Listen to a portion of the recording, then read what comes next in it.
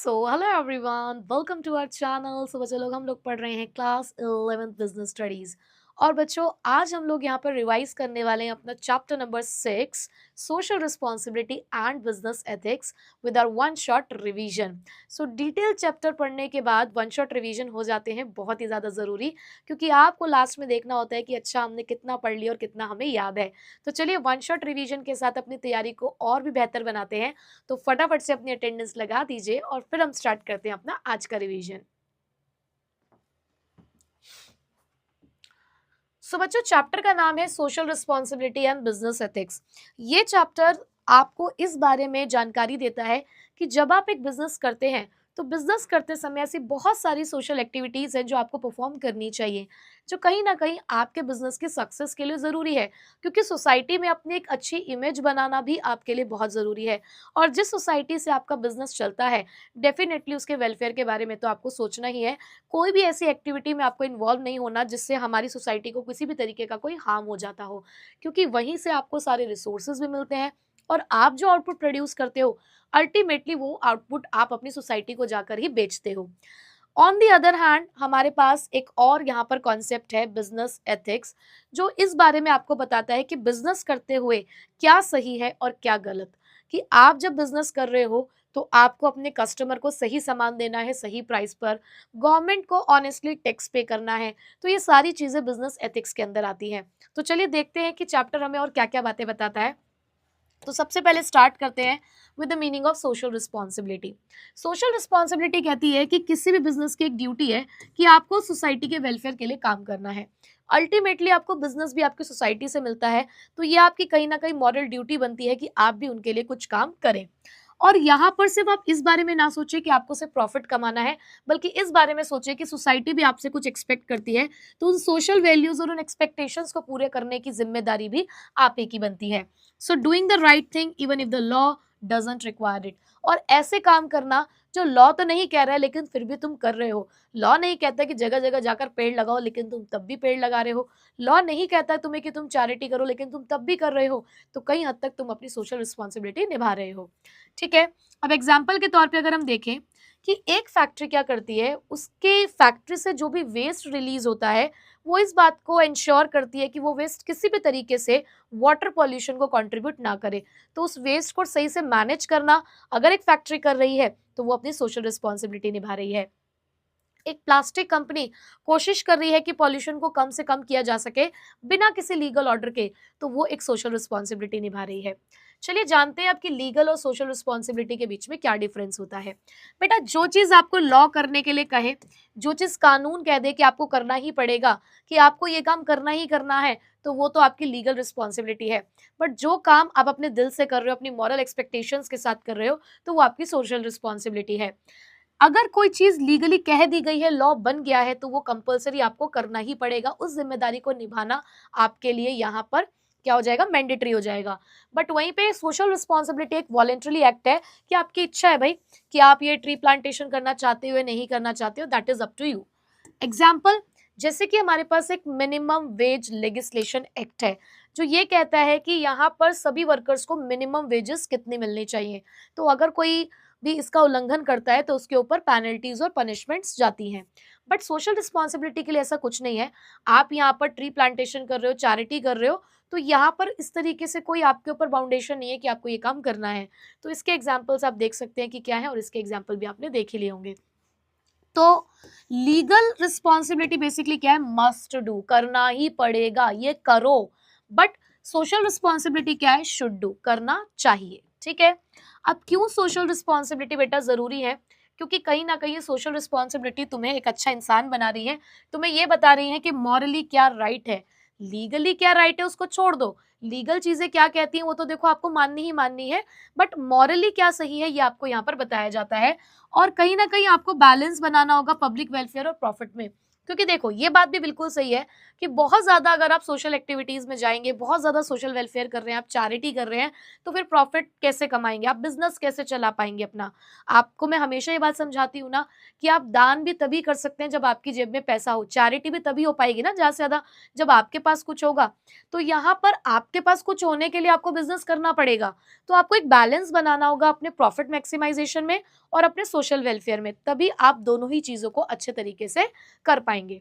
उसके बाद legal compliance minimum हो सकते हैं, लेकिन एथिकल कंसर्न्स हमारे हायर हैं, क्योंकि देखो अगर आप कोई गलत काम कर रहे हो अपने बिजनेस में और उस गलत काम की वजह से किसी की जान को खतरा हो रहा है, किसी के साथ भी कोई हार्म हो रहा है, तो किसी की जिंदगी से बढ़कर कुछ नहीं होता है।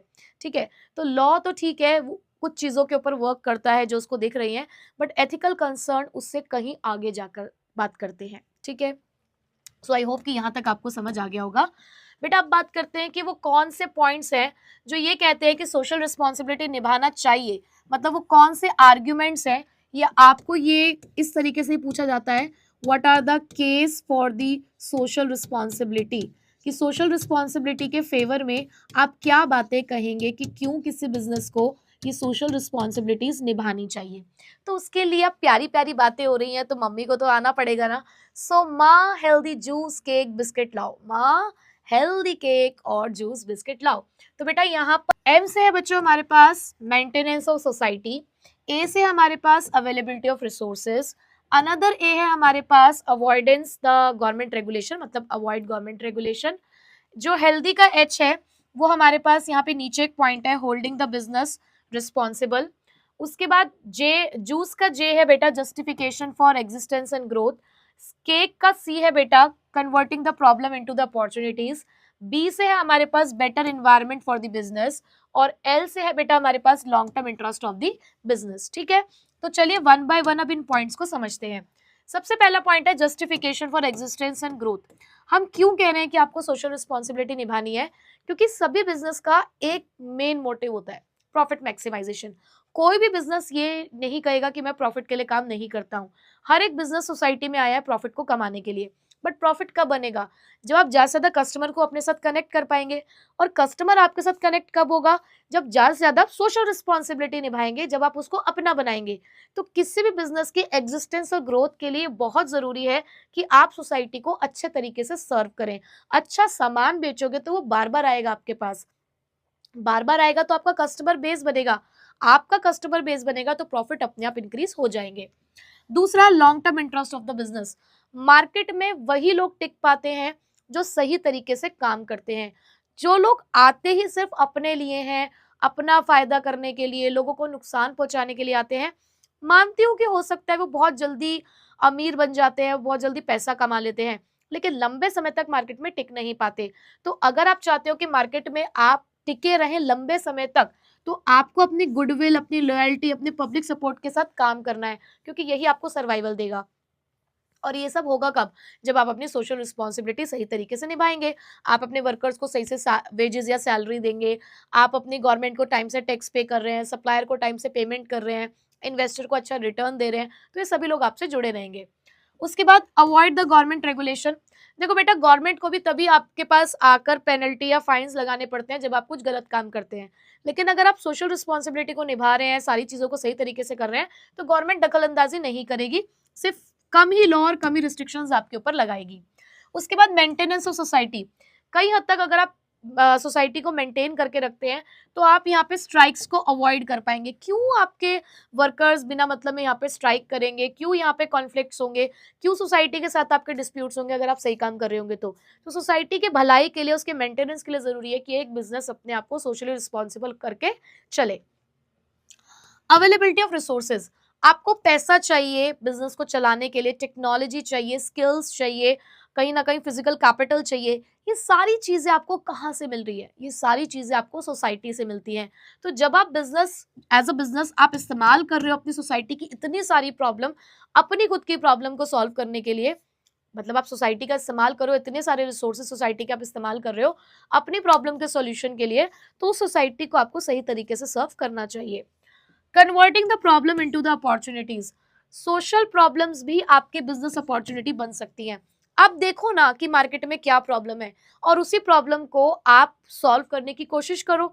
आपको दिख रहा है कि सोसाइटी में एक प्रॉब्लम आ रही है बिजनेस की वजह से, आप बन जाओ ना वो बिजनेस जो उनकी प्रॉब्लम का सॉल्यूशन लेकर आ रहा है। तो प्रॉब्लम में से अपॉर्चुनिटी निकालो। तो वो कब निकाल पाओगे? जब सोशली रिस्पॉन्सिबल बनोगे। Better environment for the business, एक स्टेबल सोसाइटी आपको हायर मार्केट डिमांड देती है, यानी कि आप सही तरीके से अगर मार्केट में चलते हैं तो आप आगे जाके अपने आप को बहुत ही स्ट्रांगली मार्केट में कह सकते हो कि अपना सर्वाइव कर पाओगे, आप मार्केट में एक शेयर कैप्चर कर सकते हो। तो मार्केट आपको पॉजिटिवली रिस्पॉन्ड करती है। तो अगर आपने एक अच्छा इन्वायरमेंट बनाकर रखा है, सोसाइटी को स्टेबल रखा है, तो आपको मार्केट में डिमांड अच्छी मिलेगी। उसके बाद होल्डिंग द बिजनेस रिस्पॉन्सिबल, तो बहुत सारी सोशल प्रॉब्लम्स जो हैं वो बिजनेसेस की वजह से आती हैं। हम बहुत सारे पॉल्यूशन भी जो है वो हमारे बिजनेसेस जो है वो लेकर आ रहे हैं। तो अगर हम उन प्रॉब्लम्स का सॉल्यूशन निकाल लें तो हमारी सोसाइटी खुश हो जाएगी। तो कहीं हद तक वो जो रिस्पॉन्सिबल ठहरा रही है बिजनेस को इन सभी प्रॉब्लम्स के लिए, तो वो ठहराना बंद कर देगी आपको जिम्मेदार, और कहीं ना कहीं आपको एक्सेप्टेंस मिल जाएगी मार्केट के अंदर। तो इसलिए सोशल रिस्पॉन्सिबिलिटीज को निभाना जरूरी होता है। ठीक है, अब ये सोशल रिस्पॉन्सिबिलिटी हमारी अलग अलग ग्रुप्स के लिए होती है। तो अलग अलग ग्रुप्स के लिए कुछ अलग अलग रिस्पॉन्सिबिलिटी है। जैसे कि अगर शेयर होल्डर या ऑनर, जिन लोगों ने हमारे बिजनेस से पैसा लगाया है, तो हमारी क्या रिस्पॉन्सिबिलिटी बनती है कि हम उनको सही रिटर्न दें उनके इन्वेस्टमेंट पे, उनके पैसों की सेफ्टी मेंटेन रखें और उन्हें सही इंफॉर्मेशन यानी कि सही जानकारी दें। वर्कर्स के लिए यही हमारी क्या रिस्पॉन्सिबिलिटी है कि भाई देखो, उनको सही वेजेस मिलनी चाहिए, सेफ और हेल्दी वर्किंग कंडीशन होनी चाहिए। उनको राइट देते हैं हम कि ठीक है, अगर आपको अपना यूनियन बनाना है, ग्रुप बनाना है, तो आप बना सकते हैं। उनकी ग्रोथ और ट्रेनिंग अपॉर्चुनिटीज के ऊपर भी हम ध्यान देंगे कि टाइम टू टाइम हम उनको ट्रेनिंग प्रोवाइड करते रहें और उनको आगे प्रमोशन के भी चांसेस दें। एक कंज्यूमर के लिए हमारी रिस्पॉन्सिबिलिटी बनती है कि गुड क्वालिटी और करेक्ट क्वांटिटी में सामान देंगे, रीजनेबल प्राइस पे देंगे, कोई मिलावट यानी कि कोई अडल्ट्रेशन नहीं करेंगे, गलत एडवर्टाइजमेंट नहीं देंगे और करेक्ट प्रोडक्ट की इंफॉर्मेशन देंगे। वहीं पे अगर गवर्नमेंट और कम्युनिटी के लिए इन सब चीज़ों की बात करूं, तो भाई गवर्नमेंट कहती है कि जो भी लॉ बना रखा है हमने उसको फॉलो करो। तो डेफिनेटली हम लॉ को फॉलो करेंगे, टैक्सेस को बहुत ही ऑनेस्टली पे करेंगे, हम अपने इन्वायरमेंट को प्रोटेक्ट करेंगे और अपने देश के, अपने सोसाइटी के डेवलपमेंट के लिए, उसके वेलफेयर के लिए काम करेंगे। ठीक है, चलो ये भी हमें पता चल गया। अब बिजनेसेस का क्या रोल होता है इन्वायरमेंट को प्रोटेक्ट करने में? तो बेटा, इन्वायरमेंट को प्रोटेक्ट करने में join cafe clear policy, join cafe clear policy, join हमारे पास एक पूरा पॉइंट है, जॉइन गवर्नमेंट प्रोग्राम्स। उसके बाद कैफे का सी है commitment by the top management. A से है हमारे पास assess the pollution control efforts. F है हमारे पास follow the environmental laws. E है हमारे पास education and awareness. Clear policy के लिए हमारे पास पूरा एक पॉइंट है, clear policy and better technology. ठीक है, तो चलो अब वन बाय वन इन पॉइंट्स को समझते हैं। सबसे पहले commitment by the top management. आप चाहते हो कि सभी लोग आपकी बात को माने, तो पहले आप तो सुधरो। तो ऑर्गेनाइजेशंस में, बिजनेसेस को यही समझाया जाता है टॉप लेवल मैनेजमेंट को कि भाई पहले आप कमिटमेंट लो। आप सही से काम करोगे तो आपके जो फॉलोवर्स हैं वो भी सही काम करेंगे, यानी कि जो आपके सबऑर्डिनेट्स हैं वो भी सही तरीके से काम करेंगे। So leadership must take responsibility for the environmental protection. तो सबसे पहले जो ड्यूटी है वो लीडर की बनती है कि आप अपनी रिस्पॉन्सिबिलिटी को पूरा करो, तो बाकी सब अपने आप करना शुरू कर देंगे। इन्वॉल्वमेंट ऑफ द एम्प्लॉयज, ये पॉइंट हमारा रह गया था थोड़ा, जॉइन में आई एन से हमारा इन्वॉल्वमेंट ऑफ एम्प्लॉयज था, सॉरी। तो all employee should follow the eco friendly practices. आप अपने यहाँ पर काम करने वाले सभी एम्प्लॉयज को पहली बात तो इन्वॉल्व करना शुरू करो। सबको ये बात समझाओ कि आप लोगों को भी इन्वायरमेंटल फ्रेंडली प्रैक्टिसेस में मिलकर हमारे साथ काम करना है। ठीक है, उसके बाद clear policies and better technology. आप सही तरीके का रॉ मटेरियल, वेस्ट ट्रीटमेंट और सेफ डिस्पोजल करते हैं, इस चीज की पॉलिसी बना दो और सबको उस पॉलिसी के बारे में बता दो। मतलब सबके सामने ये चीज बिल्कुल क्लियर होनी चाहिए कि हम ना इस तरीके से काम करते हैं और सभी लोग जो यहाँ पर हमसे जुड़े हैं सबको इसी तरीके से काम करना होगा। Follow the environmental laws. भाई हमारे यहाँ पर कुछ एनवायरमेंटल रूल्स बने हुए हैं, सबको फॉलो करना है। सबको वो जो रूल्स है एमिशन, वेस्ट और केमिकल से रिगार्डिंग, सभी बिजनेसेस को उसको फॉलो करना होगा।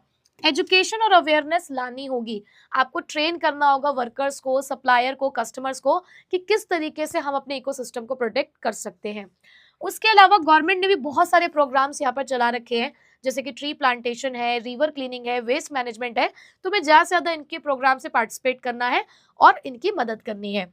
Assess the pollution control efforts.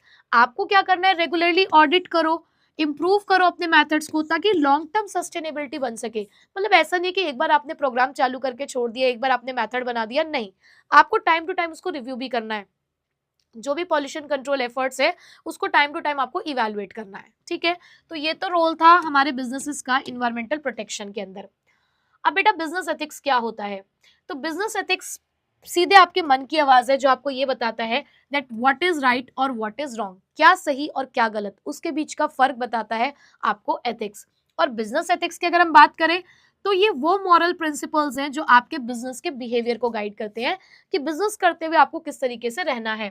और उससे कहीं ऊपर है, यहाँ पे हम ईमानदारी की बात करेंगे, यहाँ पे हम फेयरनेस की बात करेंगे, यहाँ पर हम इक्वालिटी की बात करेंगे। तो कहीं ना कहीं यहाँ पर बात हो रही है कि एथिकल कंसर्न है। आपको हर चीज आके लॉ नहीं कहेगा, कुछ चीजें आपको खुद भी करनी होती है और वही आपके एथिक्स को डिफाइन करता है, ठीक है। अब क्या इंपॉर्टेंस है बिजनेस एथिक्स की? एक ट्रस्ट बिल्डअप होता है, रेपुटेशन आपकी अच्छी बनती है, लॉन्ग टर्म सक्सेस के लिए जरूरी होता है, लीगल प्रॉब्लम से कहीं ना कहीं बच पाओगे और एक अच्छा वर्क कल्चर आप क्रिएट कर पाओगे, ठीक है, अपने वर्क प्लेस पे। अब क्या एलिमेंट्स है हमारे बिजनेस एथिक्स के? तो सबसे पहला एलिमेंट तो है बेटा टॉप मैनेजमेंट कमिटमेंट। जैसे कि अभी ऊपर भी हम पढ़ के आए हैं कि जब तक हमारा जो टॉप मैनेजमेंट है वो कमिटेड नहीं होगा, वो एक एग्जाम्पल सेट नहीं करेगा अपने सभी लोगों के बीच में, तब तक बाकी लोग कैसे ही करेंगे। जैसे कि मैंने आपको एक एग्जाम्पल भी दिया था कि अगर हम अपने बड़ों से सीखते हैं, अगर हम कभी अपने बड़ों को कुछ गलत करते हुए देखते हैं ऑन अ रेगुलर बेसिस, तो कई हद तक जब रोज आप उस चीज को देख रहे हो ना, तो वो चीज आपके माइंड में सेट हो रही है। बट वहीं पे अगर आप अपने बड़ों को कोई एक अच्छी चीज रोज करते हुए देख रहे हो कि रोज वो क्या कर रहे हैं, आपके पेरेंट्स की अपने मम्मी पापा के पैर छूकर घर से बाहर निकलते हैं और उनको बहुत अच्छे से उनके साथ रहते हैं, बहुत अच्छे से उनको ट्रीट करते हैं, तो ये मॉरल वैल्यूज आपके अंदर भी आएंगी। तो ऑर्गेनाइजेशन में भी यही चीज सिखाई जाती है कि टॉप मैनेजमेंट को कमिटमेंट लेना पड़ेगा। यहाँ पे code of ethics written form में लिख दो सब कुछ, कोई नहीं मान रहा है ना, तो आप उसको एक कोड बना दो, पब्लिकेशन ऑफ कोड, यानी कि आप उसको रिटन फॉर्म में यहाँ पर बना के रख दीजिए और सभी को बता दीजिए कि ये सबको फॉलो करना होगा। तो यहाँ पे ये रिटन रूल्स है हमारे पास, क्योंकि कोई हम चाइल्ड लेबर इस्तेमाल नहीं करते, फेयर प्राइसिंग है और हम ईमानदारी से यहाँ पर काम करते हैं। कंप्लाइंस मैकेनिज्म होने चाहिए डेफिनेटली। जब तक आपको कंट्रोल नहीं किया जाएगा, चेक नहीं किया जाएगा, इवैल्यूएट नहीं किया जाएगा, आप सही काम नहीं करोगे। तो मॉनिटर करना है, चेक करना है, रिपोर्ट करना है अनएथिकल एक्ट्स को। उसके बाद एम्प्लॉयज का पार्टिसिपेशन बहुत जरूरी है। तो एम्प्लॉयज को यहाँ पे पार्टिसिपेट करना चाहिए, ऐसा ना हो कि सिर्फ लीडर ही आगे बढ़ रहे हैं, आपको अपने एम्प्लॉयज को भी हर एक चीज में इन्वॉल्व करना है। उसके बाद मेजरिंग द रिजल्ट्स, आपको टाइम टू टाइम अपनी एथिकल परफॉर्मेंस को रिव्यू करना है और कोशिश करनी है कि आप अपनी परफॉर्मेंस को रेगुलरली इम्प्रूव कर सके और कहीं तक जो भी आपके एथिकल रूल्स बने हुए उसको आप सभी लोग फॉलो कर सके, ठीक है। सो बस यही था आपका chapter number 6, social responsibility and business ethics. बहुत ही प्यारा सा छोटू मोटू सा चैप्टर और बहुत ही इजी, एंड आई होप कि फिर से वो सारी चीजें आप लोगों को यहाँ पर याद आ गई होंगी, सब कुछ आपको रिकॉल हो गया होगा। तो मुझे कमेंट बॉक्स में ज़रूर बताना कि ये चैप्टर का वन शॉट आपको कैसा लगा और क्या सारी बातें आपको याद आ गई या नहीं। इसी के साथ एक काम आपको और करना है कि जो भी रेफरेंस बुक से आप यहाँ पे पढ़ाई करते हैं, एनसीईआरटी के नोट्स से तो आप पढ़ते ही हैं, बट केस स्टडी के लिए भी आप कोई ना कोई रेफरेंस बुक जरूर यूज करते होंगे। तो उसमें से केस स्टडीज को प्रैक्टिस करना नहीं भूलना है। कॉन्सेप्ट पढ़ने के बाद टेस्टिंग करनी है अपनी नॉलेज की कि कहाँ तक आप उस चीज़ को रिटेन कर पा रहे हो, तो उसके लिए ज़्यादा से ज़्यादा केस स्टडीज आप सॉल्व करेंगे, ठीक है। तो मैं मिलूंगी आपसे नेक्स्ट क्लास में नेक्स्ट चैप्टर के साथ। So till then take care, bye bye.